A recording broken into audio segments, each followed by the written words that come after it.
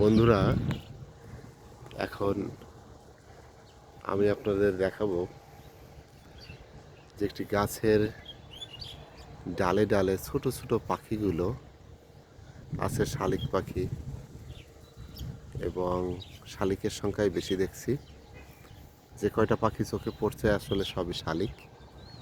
অন্য পাখি আছে কিনা জানি না, তবে তারা একটি শালিক আমি আপনাদের দেখানোর চেষ্টা করছি।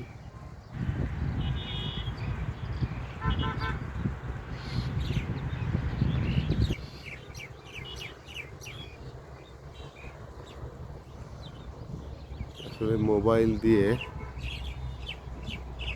দিয়ে হয়তো বা ওইভাবে পাখি দেখানো যাচ্ছে না দূর থেকে।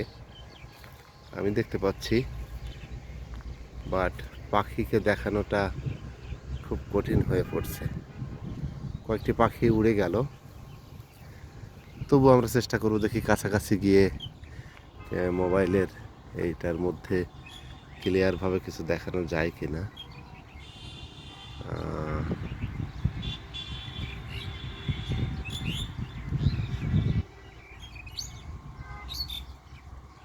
এই যে মনে হয় একটা পাখি আমি দেখাতে পেরেছি, আপনারা দেখতে পাচ্ছেন। এই যে শালিক পাখিটি এখানে আছে।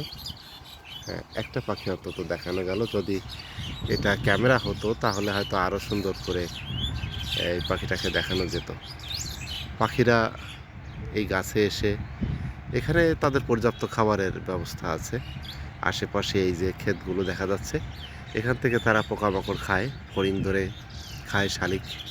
আবার এখানে এসে একটু তারা তাদের যে সুর, কিচিরমিচির যে শব্দ, এই শব্দ, এই যে গান, আসলে শব্দ বলা যাবে না, এটা গান। এই কিচিরমিচির গানে তারা এখানে মেতে ওঠে। হ্যাঁ, এখানে দেখেন দুইটা পাখি পাশাপাশি বসে আছে। আমরা অনেক সময় দেখি যে অনেকে প্রকৃতি পরিবেশ নিয়ে এত সুন্দর করে তাদের ভিডিওটা তৈরি করে এবং পাখি দেখায়, পাখির জীবনের সাথে মানুষের গল্প বলে, মানুষের জীবনের গল্প। এটা কিন্তু অনেক সহজ নয়।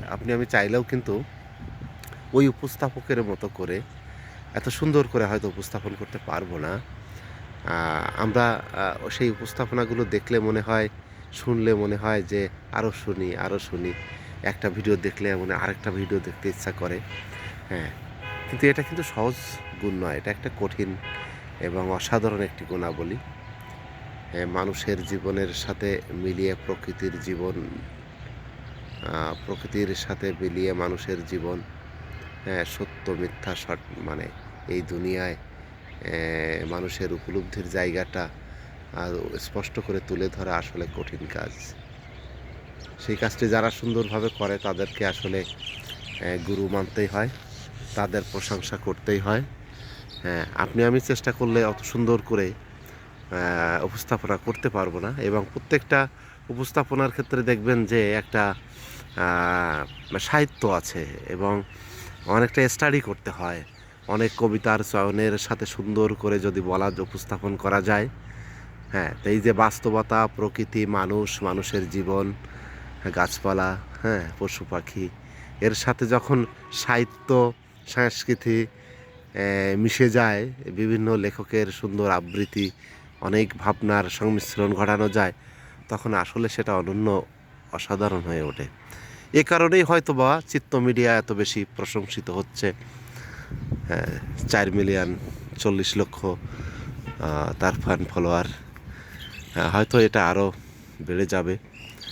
এভাবে চলতে থাকলে পৃথিবীর অন্য দেশের মানুষও এটা গ্রহণ করবে। আপনারাও শুনতে পাচ্ছেন, এই যে পাখিটা উড়ে গেল। তাদের কিচিরমিচির শব্দ। আমাদের মানুষের জীবনে যেমন কত রকম আছে, কত ঘটনা নিয়ে আমাদের জীবন। ঈদের ঠিক দুদিন পরে এসে আমরা যখন সবাই ঘরে ফেরার চেষ্টা করছি, কর্মস্থলে ফেরার চেষ্টা করছি, কিন্তু পাখিদের যেন ঈদ নাই। তাদের একই দিন, একইভাবে কাটে তাদের সময়। শুধু এসেছে, গাছের পাতা বদলেছে বসন্তের আগমনে, পাখিদের নীড়ের চেহারা, পরিবেশ বদলেছে, এটাই মনে হয় ওদের পরিবর্তন। হ্যাঁ, তারপর আরেকটা পরিবর্তন ওদের আছে, যখন দেখা যায় যে তারা বছরে জানি না পাখিরা কতবার ডিম পাড়ে, তবে এক এক হ্যাঁ পাখির ডিম, ডিম থেকে বাচ্চাকে খাওয়ানো, আবার বড় করে বাচ্চাকে ছেড়ে দেওয়া পৃথিবীর বুকে, এগুলোই প্রকৃতির অংশ, তাদের জীবন পরিক্রমার জীবনচক্রের অংশ। আমরা মানুষ, আমরাও হয়তো ঠিক এমনটাই। তো সবাই ভালো থাকুন, সবাই নিরাপদে ঘরে ফিরুন, এটাই প্রত্যাশা। উপকূল টিভির চ্যানেলটি সাবস্ক্রাইব করুন এবং আমাদের এটা একক কোনো ব্যক্তির চ্যানেল নয়, এটা আমাদের সবার চ্যানেল।